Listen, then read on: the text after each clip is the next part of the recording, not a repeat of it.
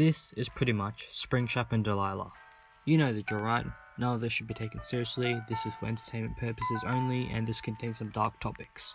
Alright, let's jump into it. Act 3 takes place a week after Act 2. Things have sort of calmed down and we start with Springtrap talking to her spirit. They talk for a moment, and then she leaves, so Springtrap cooks pancakes. Deliah wakes up and Springtrap notices her. She's very aware of Springtrap's strange behaviour. We also get information that Nick takes Deliah to work with her and, well, Springtrap obviously doesn't like that. Deliah, on the other hand, is worried and confused about the whole situation with Nick and Springtrap. A little while later, Harry comes over.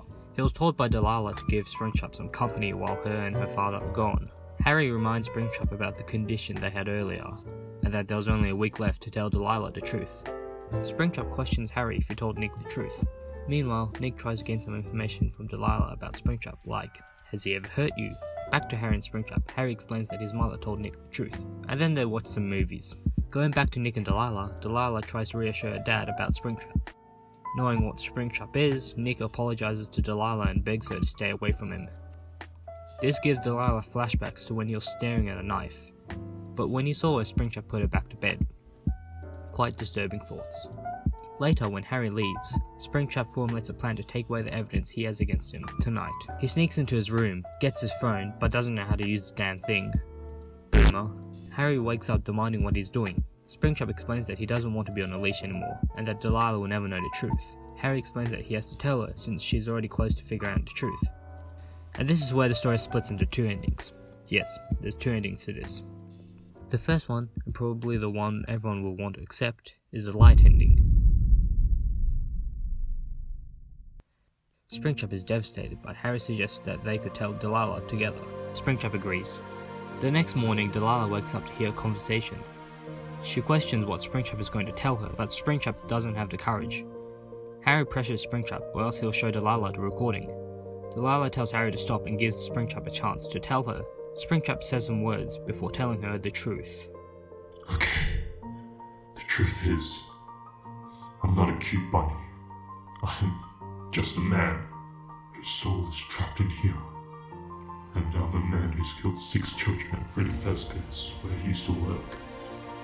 I killed them because I knew I could keep them in those animatronics forever. And I thought I could take care of them better than their parents did. When I was alive, I dealt with problems. My psychiatrist even told me he believed I was seriously dangerous, but I didn't want to believe him. I wanted kids but couldn't adopt because of him. It's not an excuse though. It's not an excuse for how I treated you and how I took them away from their loving families. So there. Now you know. And I realized this was stupid, pretending to be something I wasn't, so the king could see me as their dad. Don't touch me. With that said, Springtrap plans to depart, but Harry suggests an alternative. His uncle is a therapist and believes he could help Springtrap, so Springtrap agrees. Looking at Deliah one last time, Springtrap leaves. And this gives her and Nick a moment together. And that's it so far. Yeah, I didn't mention that this webcomic isn't over yet. Apparently there's going to be an extended version for a light ending, which I'm excited for. But that was the safe ending, the good ending. There was that other ending I mentioned, which was the dark ending.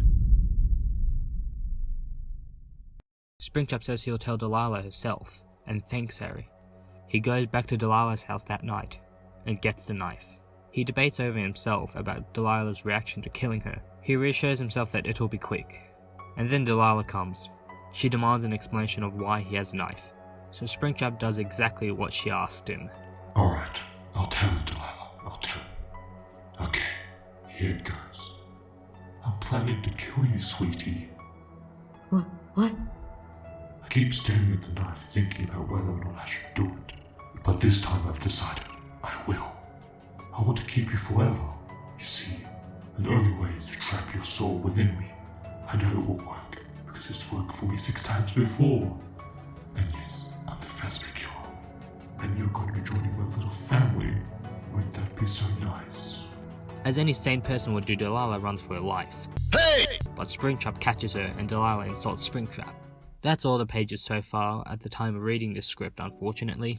It does look like Delilah is going to die, but hey, it's a dark ending after all. Obviously people would rather the light ending over the dark ending, but it's important to remember that not all stories have good endings, and that's just life.